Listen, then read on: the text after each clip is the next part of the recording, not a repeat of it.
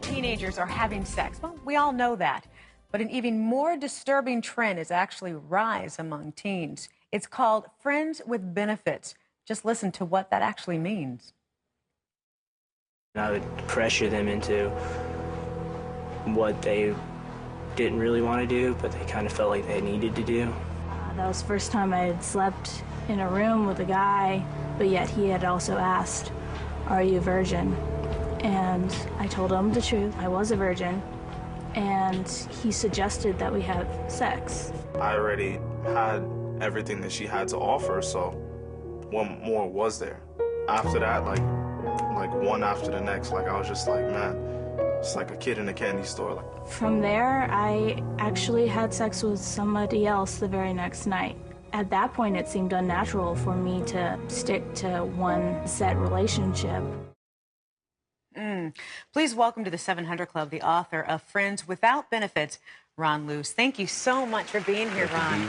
Man, I was reading your book and blown away. I don't consider myself really old or maybe not even that young, but this one, it shocked me because I guess this new generation, they're behaving in a way that we never saw or did when we were growing up. What is Friends with Benefits? Let's start with that.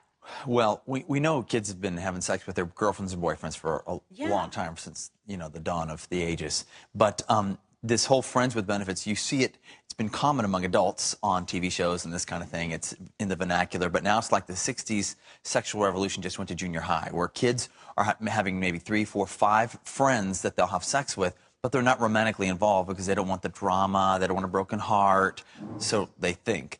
And they may even have a boyfriend or girlfriend, but have 2 or 3 friends with benefits on the side, and starts as a cuddle buddy. Maybe they steal a kiss, they're on a couch together watching a movie, and then one thing leads to another, and like they think, wow, this is kind of cool. You know, it's like we're friends, but we're doing this other stuff. And too often it is, as you could imagine, broken hearts, broken lives, girls hoping the guy's going to like them. They sort of make this agreement, we're not going to get our hearts involved, but then more times than not, we've, you know, polled thousands of kids, and the girls are like, well, just one more time or just another year of doing this, maybe he'll like me then.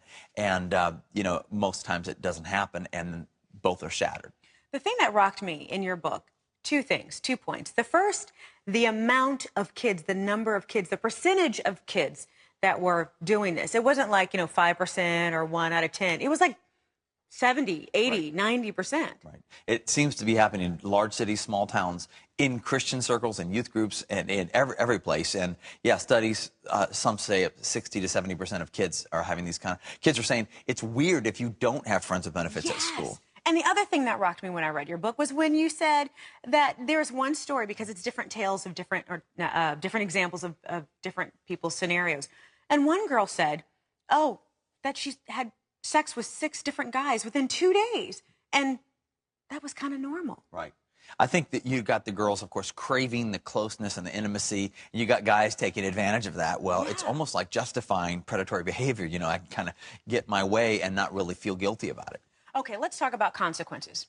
What are some of the consequences that these kids, teens, even young adults, older adults don't recognize that when they partake in this behavior? Well, of course, the rampant spread of disease, but then there's the brokenness that is just beyond belief in terms of, you know, years later, girls and guys dealing with, I can't believe I really behaved like an animal like this.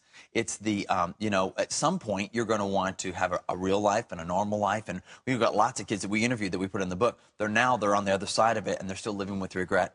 And of course, God brings forgiveness, but they need restoration, restoring their heart and their mind. And so that's some of the things that we're actually doing this year at our Acquire the Fire events, where we meet with thousands of kids every weekend, and we're dealing with some of these issues and teaching them either how to steer clear and be pure, or if they've gotten tangled in some kind of sexual thing, to get pure, get forgiveness, and then get on the path towards restoration. And in fact, we really like to invite parents into the conversation. That's what we've done the book, so parents can kind of go through it with kids.